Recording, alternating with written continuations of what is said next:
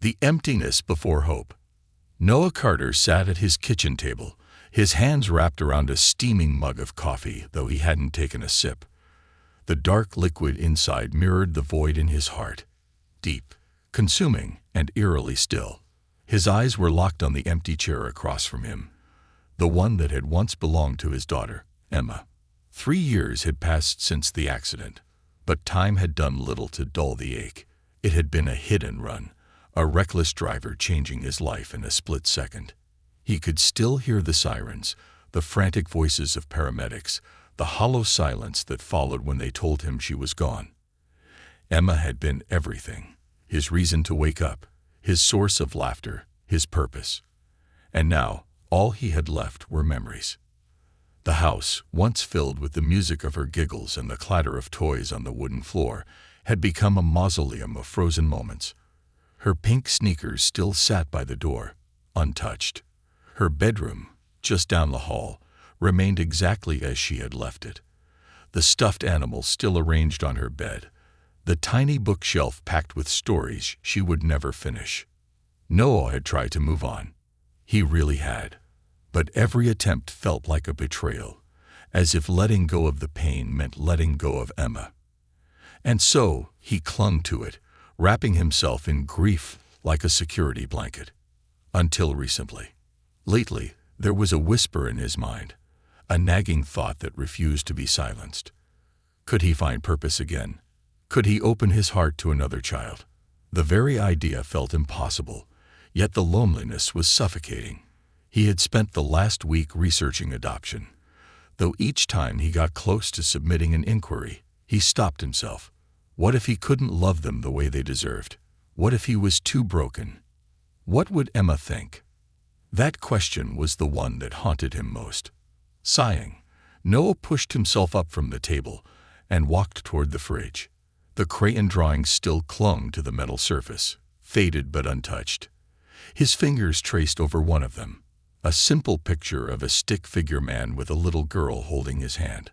Above their heads, a sun shined brightly, and scrawled in messy, pink letters were the words, "Me and Daddy forever." A lump formed in his throat, his vision blurring.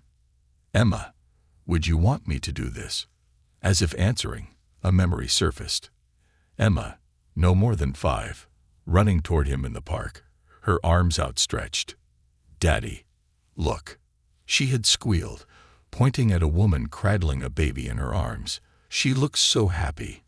Babies make people happy, right? He had chuckled at the time, ruffling her curly brown hair. "They sure do, sweetheart." Now, standing in his too-quiet house, the words rang differently. Before he could talk himself out of it, Noah grabbed his phone. His fingers hesitated over the screen before he tapped on the contact he had saved. Sunnyvale Adoption Agency. The line rang twice before a warm, professional voice answered. "Sunnyvale Adoption Agency. This is Lisa Thompson speaking. How can I help you?" Noah took a deep breath. "Hi, my name is Noah Carter. I'm interested in adoption."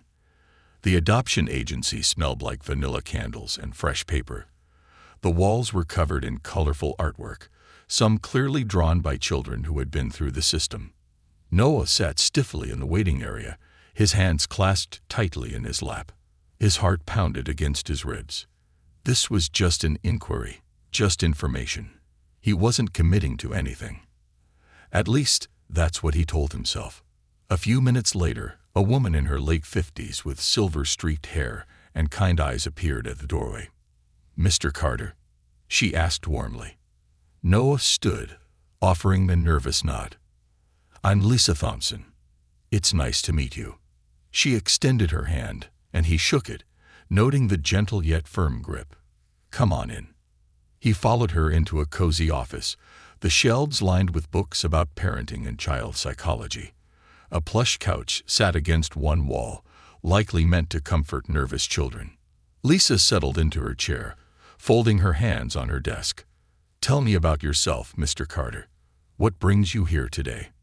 Noah hesitated, his mouth suddenly dry. How could he explain the chasm of grief that had led him to this moment? How could he put into words the way silence had become his worst enemy? "I lost my daughter 3 years ago," he admitted finally. "Emma. She was 8. Lisa's warm expression softened even more. "I'm so sorry for your loss." He swallowed hard. "I never thought about adoption before, but lately, I don't know. The house is too quiet. And I miss being a father." Lisa nodded, understanding in her eyes. "That's a big step, no. It takes an incredible amount of strength to open your heart again." "That's the problem," he muttered. "I don't know if I can." Lisa was silent for a moment, studying him. Then, with a small smile, she reached into a folder on her desk. "There's something I want to show you." She pulled out a file and slid it across the desk. Curious but wary, Noah picked it up and flipped it open. Inside were 2 photos. 2 baby girls, no older than 6 months, stared back at him. One had big, curious brown eyes. The other had a wide, toothless grin. Twins. Their names were written at the top of the file in neat handwriting. Sarah and Sophie. "These 2 little girls need a home," Lisa said gently. "They've been through a lot. More than most children ever should." Noah's gaze flicked up. "What do you mean?" Lisa sighed, her fingers tapping lightly against the desk. "They've been rejected by 13 families so far." A jolt of shock went through him. 13. They have some emotional challenges due to their past. Many families weren't prepared for the extra care they require. Lisa hesitated, and some potential adoptive parents weren't comfortable with their race. Noah's stomach twisted. "That's awful," he said, his voice tight. "They're just babies." Lisa nodded solemnly. "It is. But unfortunately, it's a reality we face all too often." Noah looked back at the photos, something stirring deep within him. He didn't know these girls, but suddenly he wanted to. "Would you like to meet them?" Lisa asked softly. His throat felt thick, his pulse hammering. This was insane. It was too soon. He wasn't ready. But despite every doubt, one word slipped out before he could stop it. "Yes." Noah stood outside the nursery, his palms damp with sweat. Lisa gave him a reassuring nod before pushing open the door. The room was warm, filled with the soft hum of a lullaby playing from a small speaker.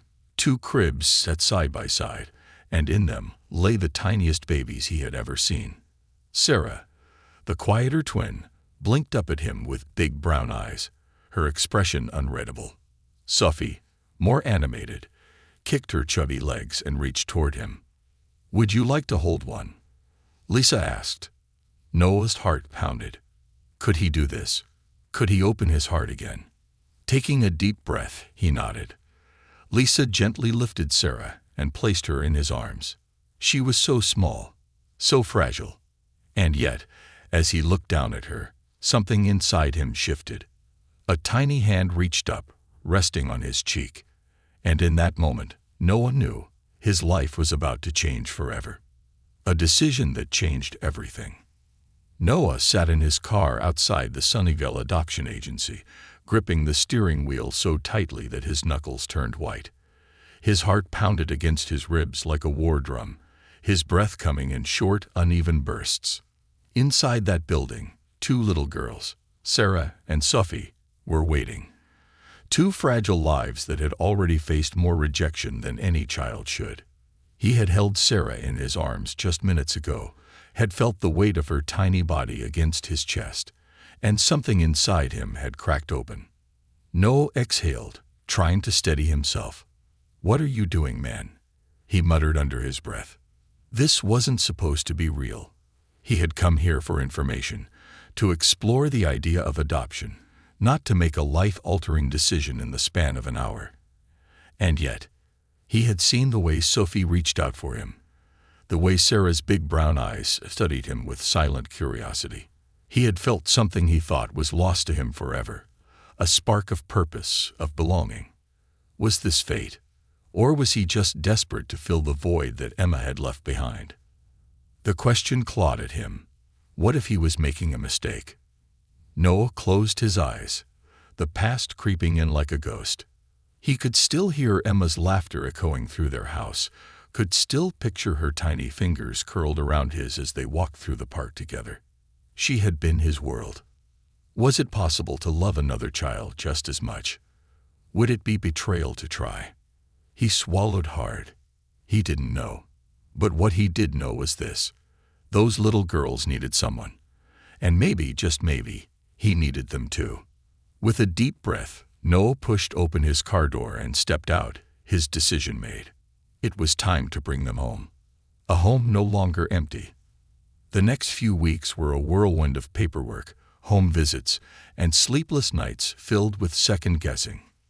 Noah's house, which had once been a shrine to his past, was slowly transforming. Emma's room remained untouched, but down the hall, the empty guest room was now painted as soft lavender, filled with 2 cribs, stuffed animals, and baby blankets that smelled of lavender and baby powder. Each day brought a new wave of emotions: excitement, fear, guilt, joy, all colliding inside him. The day he officially signed the adoption papers, Noah sat in the agency's office, staring at the documents before him. His hand shook slightly as he picked up the pen. "Are you ready?" Lisa Thompson asked gently. Was he? No, but he was willing.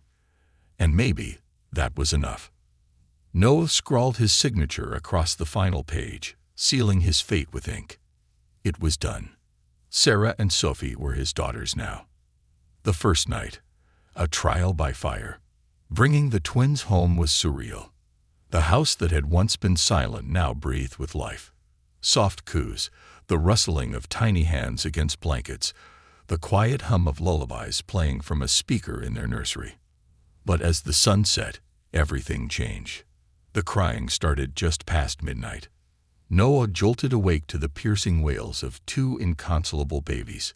His heart pounded as he scrambled out of bed, his body sluggish from exhaustion. He had expected this. He'd read about attachment issues, trauma responses, the struggles of adoption. But knowing and experiencing were 2 very different things. Rushing into the nursery, he found Sarah trembling, her tiny face scrunched in distress. Beside her, Sophie kicked and screamed, her little hands reaching out for something unseen. Panic surged through him. What do I do? He tried rocking them. Nothing. He tried humming a lullaby. Their cries only grew louder.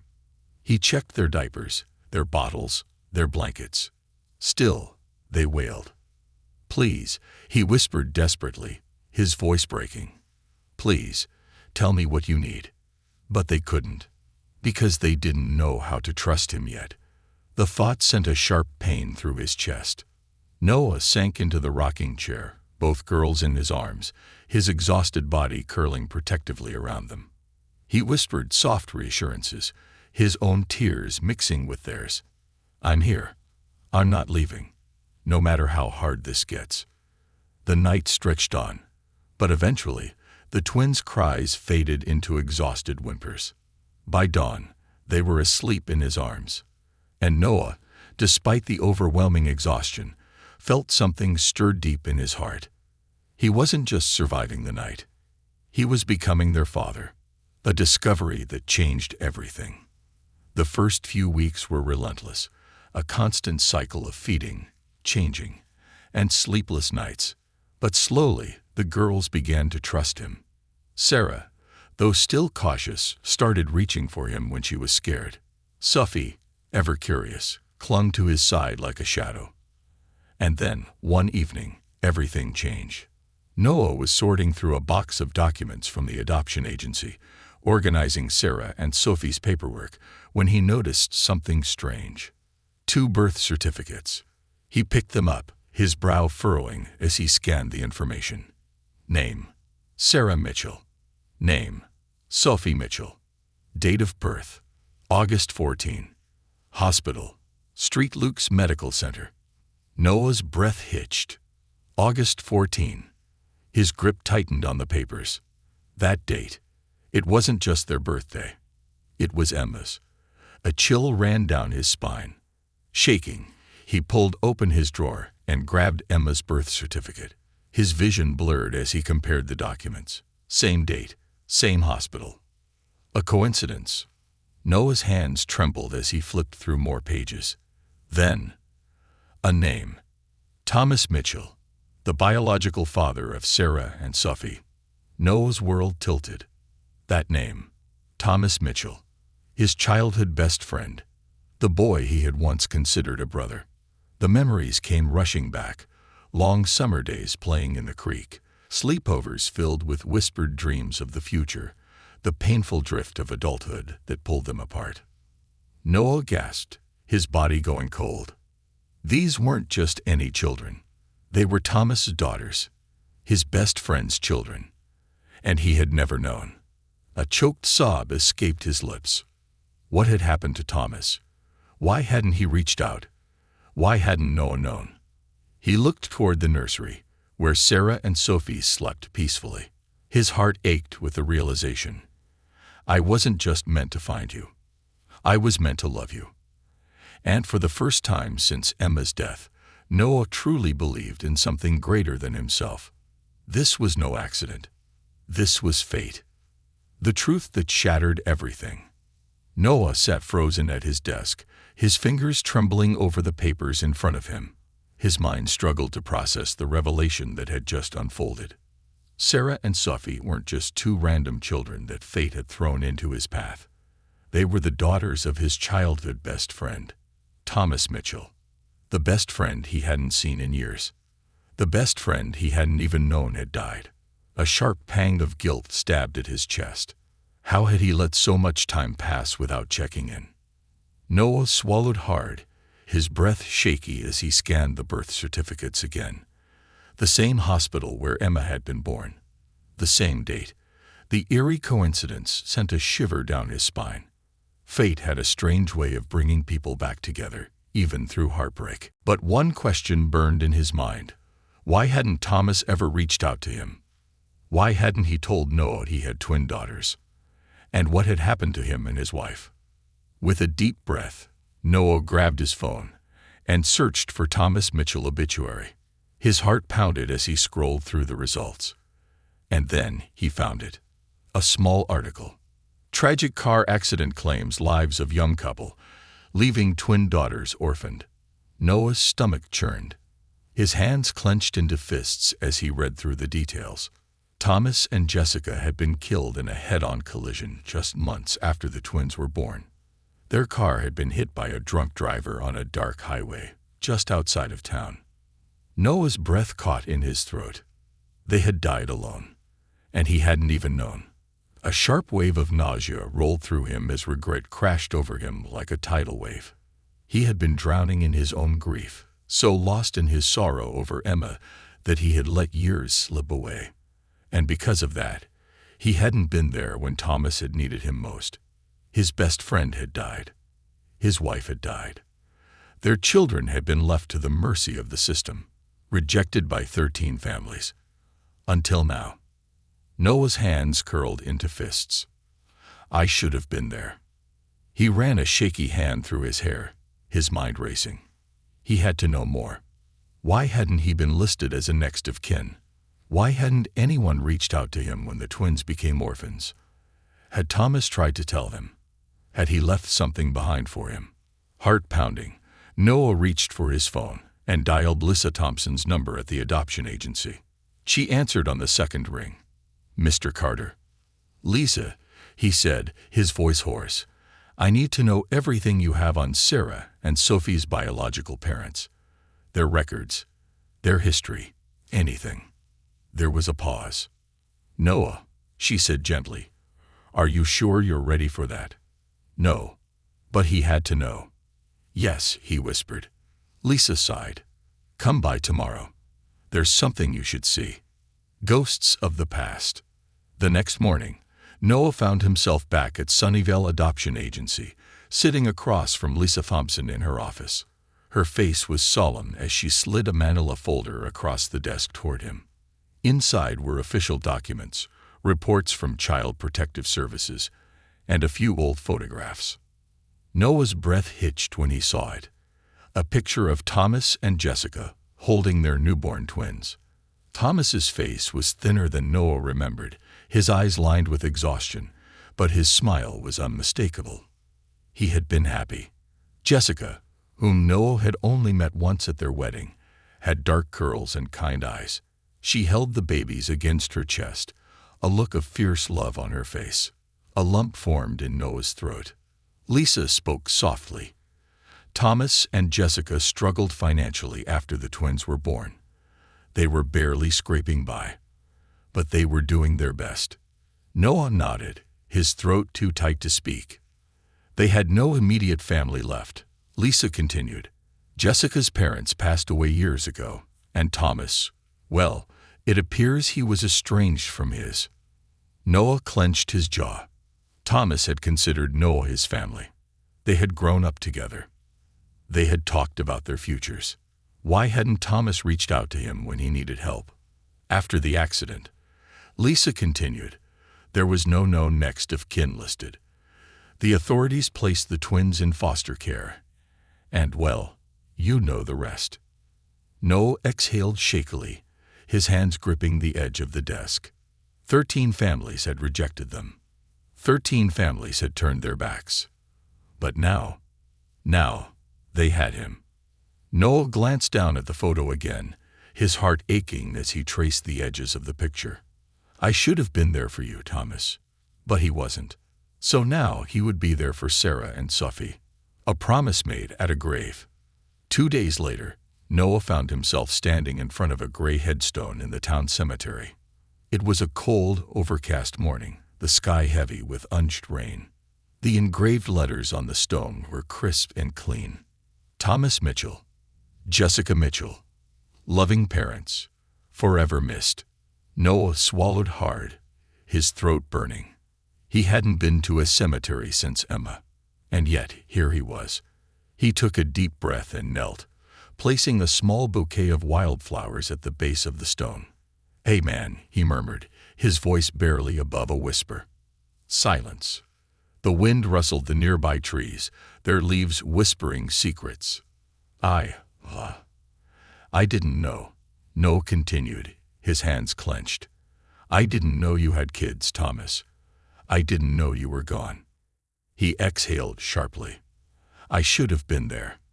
His voice cracked. I should have picked up the phone. I should have checked in. I should have done something. His vision blurred. But I wasn't. I wasn't there when you needed me. And I can't change that. Noah looked up at the sky, blinking hard. But I swear to you, Thomas, I'll take care of them. His chest ached as he whispered the words. They're mine now. I don't know if I deserve them, but I'll love them. I'll keep them safe. I won't let them feel alone again. His fingers brushed against the cool stone. I promise. The wind howled softly, sending a single yellow leaf drifting onto the headstone. Noah closed his eyes. Maybe this was fate. Maybe he hadn't been there for Thomas in life, but he would be there for his daughters in death. As Noah stood, the heaviness in his heart remained. But alongside it, something else grew. A sense of purpose, a reason to move forward. And maybe, just maybe, a chance to love again. A father's love, a second chance. The ride home from the cemetery was eerily quiet.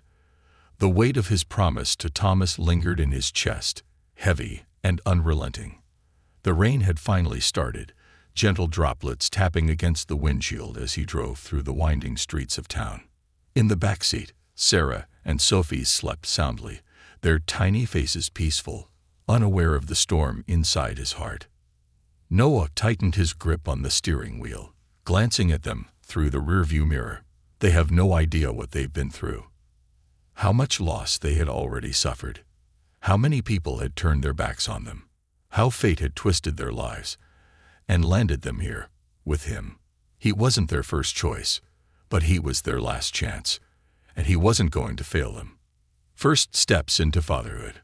By the time Noah pulled into the driveway, the rain had stopped. The house no longer felt like a tomb, but it still wasn't a home. Not yet. It would take time. He parked the car and carefully lifted the sleeping twins from their car seats, carrying them inside. As he set them down in their cribs, watching them breathe, watching them exist, something inside him shifted. A quiet, unspoken understanding settled in his bones. He had lost his daughter. Thomas had lost his life. And yet these girls were still here. They had survived. And maybe, just maybe, he had too. As he stood in the doorway, exhaustion tugging at his limbs, he whispered, "I promise, I'll be better." It wasn't just a promise to them. It was a promise to himself. Nights of doubt, days of hope. Noah had read every parenting book he could find. He had prepared himself for the midnight feedings, the teething cries, the diaper disasters. What he hadn't prepared for was the silence. For the first week, the twins barely made a sound when they were awake. Sarah would flinch at sudden movements, her wide brown eyes darting around like she was always expecting something bad to happen. Sophie clung to him desperately, as if terrified that if she let go, he would disappear. They didn't cry for attention. They didn't giggle.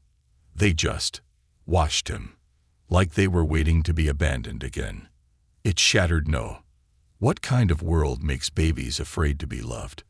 He spent hours holding them, rocking them, whispering stories about Emma, Thomas, and Jessica, stories of the people they would never meet, of the lives they had unknowingly changed. Every night, he told them, "You're safe. I'm not leaving. You're mine now." At first, they didn't react. But then, something shifted. The first laugh. It happened on a Tuesday morning. Noah was sitting on the living room floor, Sarah on one side, Sophie on the other. He had an old stuffed rabbit in his hands, Emma's favorite toy. He hadn't touched it in years, hadn't been able to, but something had told him to bring it out that day. Maybe it was fate. Maybe it was something deeper. Either way, he gently wiggled the rabbit, making a ridiculous voice. "Hello, little ladies. My name is Mr. Hops." For a moment, there was silence. Then, a sound. A tiny, breathy, soft giggle. Noah's heart stopped. Sophie was staring at the rabbit, her little hands clapping together in delight. Then she laughed again. A real, unfiltered, baby laugh. Pure, raw joy. Noah's vision blurred. For the first time since Emma's death, he felt something crack open inside him. Hope. Sarah, who had been quietly watching, hesitated. Then, as if taking a leap of faith, she reached out and touched the rabbit too. She didn't laugh, but she smiled. And that was enough. It was the moment Noah knew. They were going to be okay. A letter from the past. A few weeks later, Noah was rummaging through the last of Thomas's files. Most of it was hospital records, financial statements, social worker reports. But then, hidden at the bottom of the box, he found an envelope. His breath caught in his throat. It was addressed to him. With shaking hands, he tore it open. Inside was a letter. The handwriting was unmistakable. It was from Thomas. "Noah, if you're reading this, it means I'm gone. And it also means that somehow my girls ended up in your arms. I prayed this wouldn't happen. But deep down I knew. I knew we weren't going to make it. We were barely holding on. Jessica was sick. I had no job, no family to turn to. And I thought about calling you so many times, man. But I didn't. Not because I didn't trust you, but because I knew you were drowning in your own grief, and I didn't want to burden you with mine. So I took a risk. I hoped for the best. And now, my babies don't have us. But they have you. You were the best man I ever knew, Noah. And I know you're going to be the best father they could ever have. Please, love them for me. Keep them safe. And don't let them grow up thinking they were unwanted. I wanted them. I loved them. And I love you too, brother. Take care of my girls. Thomas." Noah let the letter fall from his hands. A sob escaped his throat. He buried his face in his palms, tears falling freely for the first time in years. He cried for Thomas. He cried for Jessica. He cried for the weight of the past, for the time they had lost, for the guilt that had eaten away at him. And then he cried for himself. For the first time, he let himself grieve. For everything. For Emma. For Thomas. For the life he had once imagined, the one that had been stolen from him. And then, finally, he let it go. Because now, he had a second chance, and he wasn't going to waste it. A father's love. A second chance. Noah sat in stunned silence, Thomas's letter still trembling in his hands. The ink, though slightly smudged, carried the weight of years of unspoken words, of regret, of love, of desperation. His childhood best friend had been drowning, and Noah never even knew. A sharp pang of guilt surged through his chest. He had been so consumed by his own grief over Emma that he had let everything else slip away. He should have called, should have checked in, should have. But it was too late for should-haves. Thomas was gone. Jessica was gone. And now Sarah and Sophie had no one else but him. Noah let out a slow, shuddering breath, his fingers tightening around the edges of the paper. "You were the best man I ever knew, Noah." Those words cut deep. Because Noah didn't feel like the best man. He felt like a man who had failed his best friend, failed himself, and almost failed these girls. But not anymore.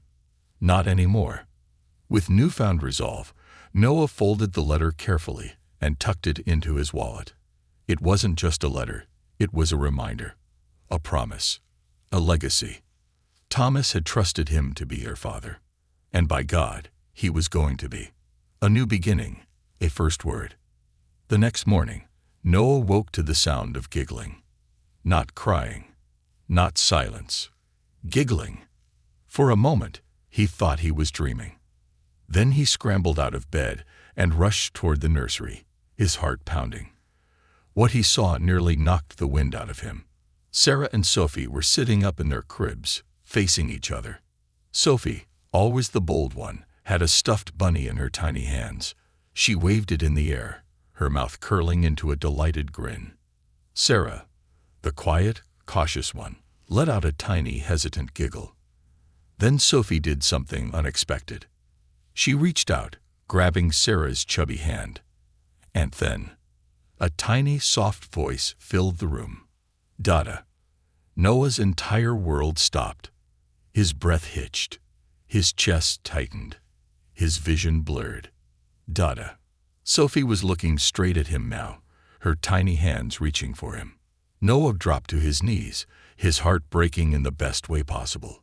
He had read about this moment in parenting books, but nothing could have prepared him for how it actually felt. Sophie said it again, stronger this time, more certain. Dada. Then Sarah looked at him. Noah held his breath, his pulse roaring in his ears. For the first time, Sarah didn't just observe him. She saw him. And then she did the one thing she hadn't done since coming home. She reached for him. No hesitation, no fear, just trust.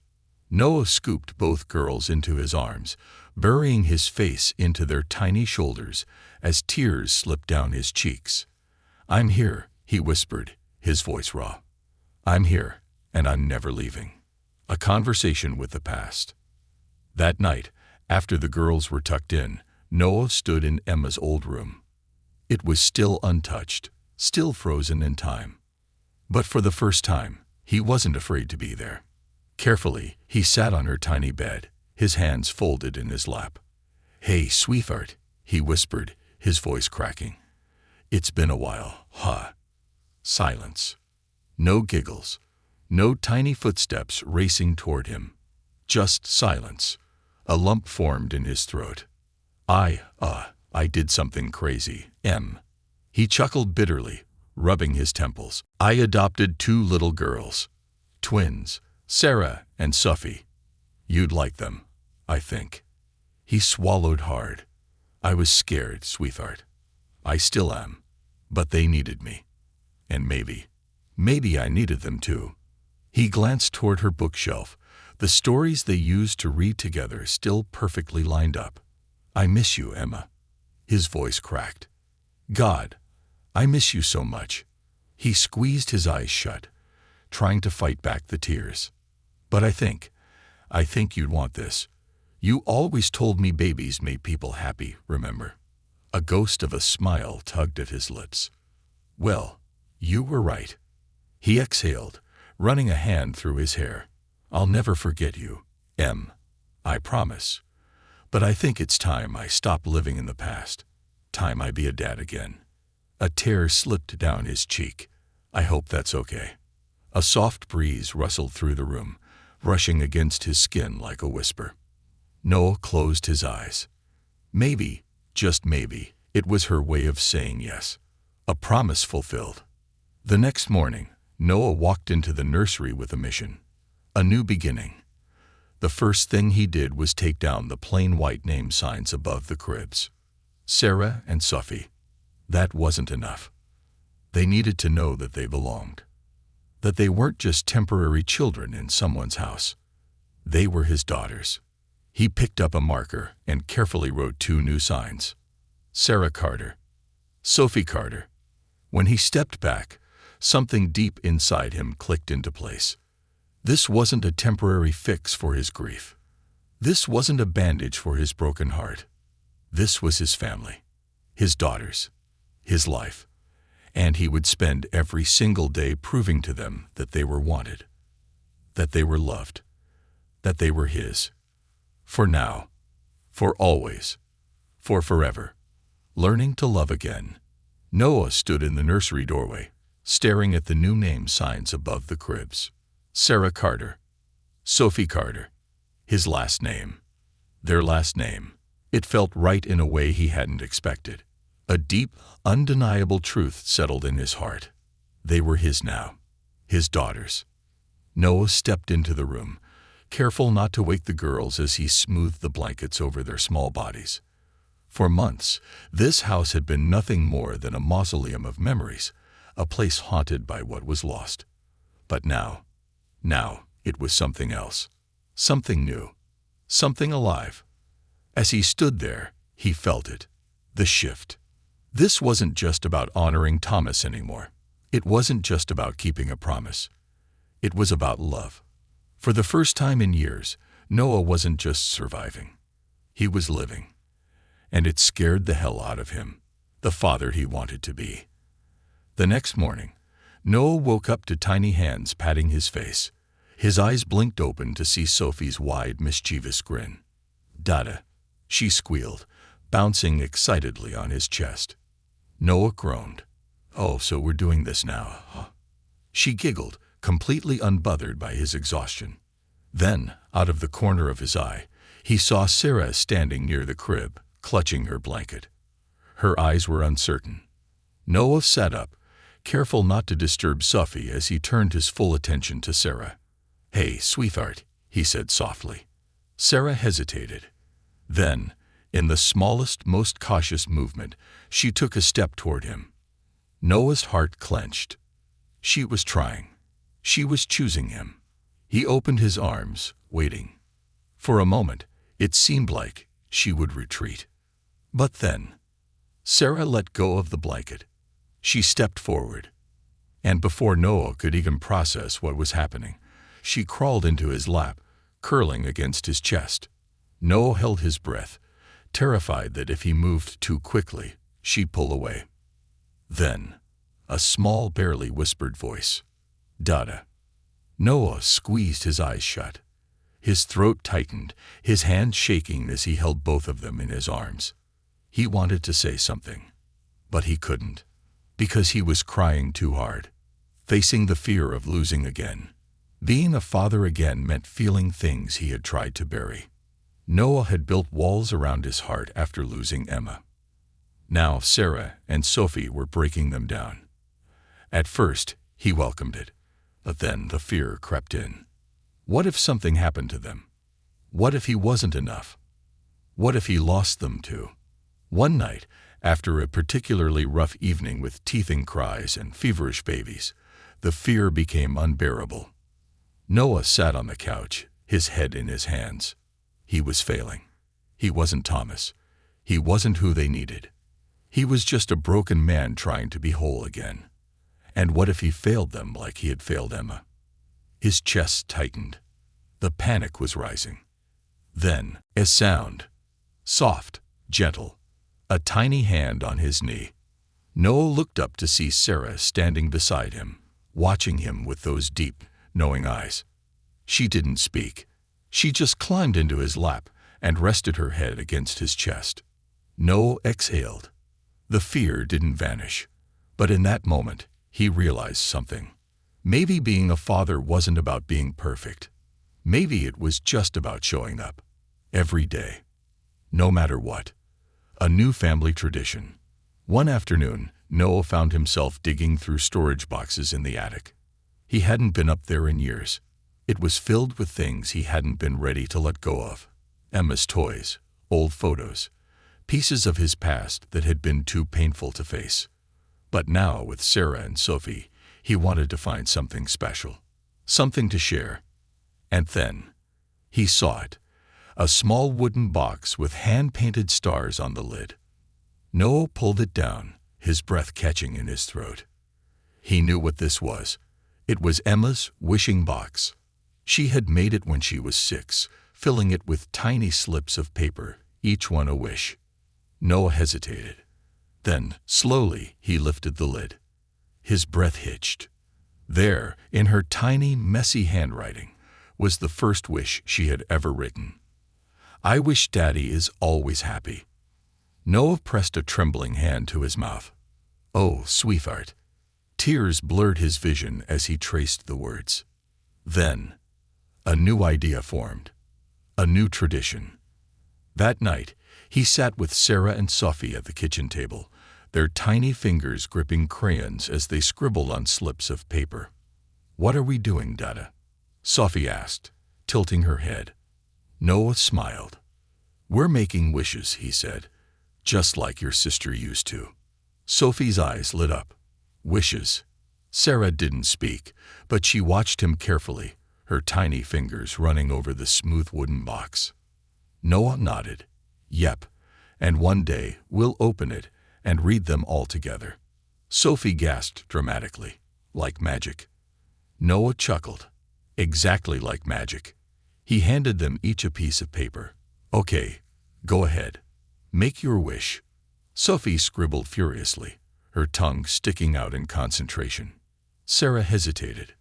Then, in small, careful strokes, she wrote a single word. Noah's heart nearly stopped when he saw it. Family. His throat tightened. That was her wish. Not toys. Not candy. Not anything a typical toddler might want. Just family.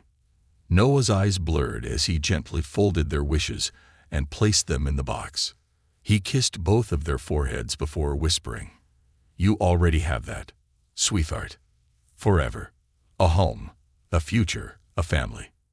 Noah didn't know what tomorrow would bring. He didn't know if he would ever stop missing Emma. He didn't know if the fear of loss would ever go away. But he did know this. He was Sarah and Sophie's father, and he wasn't going anywhere. Noah tucked the girls into bed that night, his heart lighter than it had been in years. As he turned off the nursery light, he heard Sophie's sleepy voice. "Dada." "Yeah, sweetheart." Sophie yawned. "You happy?" Noah paused. Then, for the first time in a long, long time, he didn't have to lie. He smiled. "Yeah, baby girl. I'm happy." The love that remained. The house was no longer silent. It was no longer a tomb of the past, haunted by the absence of a little girl lost too soon. It was alive. The sound of tiny feet pattering against the wooden floors, the giggles that bounced off the walls, the toys scattered across the living room rug.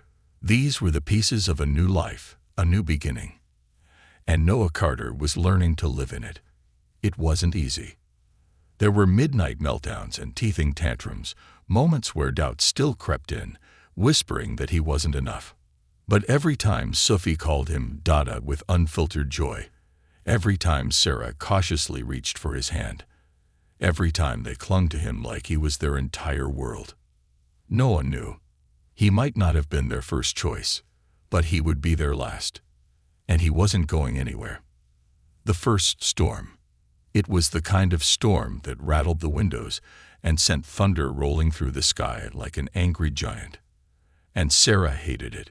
Noah had noticed it the first time it rained after they came home. The moment the sky darkened, Sarah shrank away, curling into herself like she was trying to disappear. She never cried. She never made a sound. But her tiny hands would clutch her blanket in a death grip, and her big brown eyes would fill with silent fear. That night, as lightning flashed across the sky, Sophie slept soundly in her crib, blissfully unaware. But Sarah was awake. Noah saw her tiny silhouette huddled in the corner of the crib, her knees tucked under her chin. His heart broke. He didn't know what she had been through before she came to him. Did she remember the night her parents died? Had she been afraid when the world went dark and changed forever? Noah swallowed the lump in his throat and crossed the room. He didn't pick her up immediately. Instead, he lowered himself onto the floor beside her crib, resting his back against the wooden frame. "I don't like storms either," he admitted softly. "They're too loud." Sarah didn't answer, didn't even look at him. But she wasn't curled as tight anymore. Encouraged, Noah continued, "You know what Emma used to do when she got scared? A small shift." Sarah's fingers loosened slightly from her blanket. "She used to crawl into my bed, and we'd tell a story. Not a real one, just something we made up. And before we knew it, the storm was over. Still nothing." Noah sighed, rubbing a hand over his tired face. Maybe she wasn't ready. Maybe this was too much. A soft rustling. A tiny hand peeked over the crib railing. Sarah's fingers, small and delicate, brushed against his shoulder. Noah's breath caught. She was reaching for him. He didn't move too fast. Didn't scare her. He just gently lifted her out of the crib, tucking her against his chest. She didn't resist. Didn't pull away. Instead, she buried her face in his shirt, and Noah felt something inside him break. Not in a painful way, but in the way walls crumble when a heart finally lets someone in. He pressed a kiss to the top of her head. "It's okay, baby girl," he whispered. "I got you." The storm raged on outside. But inside, Noah held his daughter in his arms. And for the first time, she let him. Sophie's fall. One afternoon, as Noah prepared lunch, a sharp cry shattered the quiet. It wasn't just a normal cry. It was Sophie's cry, the kind that sent ice down Noah's spine and made his stomach drop. He sprinted down the hall, fear crashing over him like a tidal wave. And then he saw her. Sophie on the floor, clutching her knee. Tears streamed down her chubby cheeks, her mouth open in a silent scream of pain. Noah's hands shook as he scooped her up, checking for broken bones, for bruises, for any sign of serious injury. She was okay, just a small scrape. But she was wailing in terror, and Noah couldn't breathe. Because for a split second, it wasn't Sophie on the floor. It was Emma. Emma, lying in the street after the accident. Emma, her tiny body still. Emma, never waking up again. His chest tightened painfully. He couldn't do this. He couldn't lose another child. Then, a tiny, trembling hand touched his cheek. Noah blinked. Sophie was staring up at him, her little fingers brushing away his tears. He hadn't even realized he was crying. She sniffled, her voice hiccuping, but clear. "Dada." A question. A plea. And just like that, Noah snapped out of it. This wasn't Emma. This was Sophie. His Sophie. And she needed him now. He cupped her cheek, kissed her forehead, and held her close, so close. "I'm right here, baby girl," he whispered. "I got you." Her cries softened. Her small body relaxed against him. And Noah finally let go of the past. The final goodbye to Emma. A few days later, Noah drove to the cemetery. He hadn't been back since the day he made his promise to Thomas. This time, he wasn't alone. This time, Sarah and Sophie were with him. He held them both in his arms as he stood before Emma's grave, his heart pounding. "Hey, sweetheart," he whispered, his voice thick with emotion. Sarah and Sophie squirmed in his grip, curious but quiet. I wanted you to meet your sisters." The word felt right on his tongue. Because they were. Sarah, Sophie. They weren't just kids he had taken in. They were his daughters. Noah exhaled shakily, glancing up at the sky. For years, he had carried the unbearable weight of grief. But now it didn't feel so heavy. He still missed her. God, he would always miss her, but his heart wasn't empty anymore. Sarah and Sophie had found the cracks in his broken soul and filled them with love. Noah smiled through his tears. "I think you'd like them, Em." A breeze swept through the cemetery, warm and soft, like a whisper of something unseen. Noah closed his eyes, and in that moment he knew. Emma wasn't gone. She was in Sarah's quiet strength. She was in Sophie's wild laughter. She was in every bit of love that remained. Noah kissed both girls on their foreheads, blinking up at the sky. And for the first time since losing Emma, he didn't say goodbye. He simply said, "Thank you."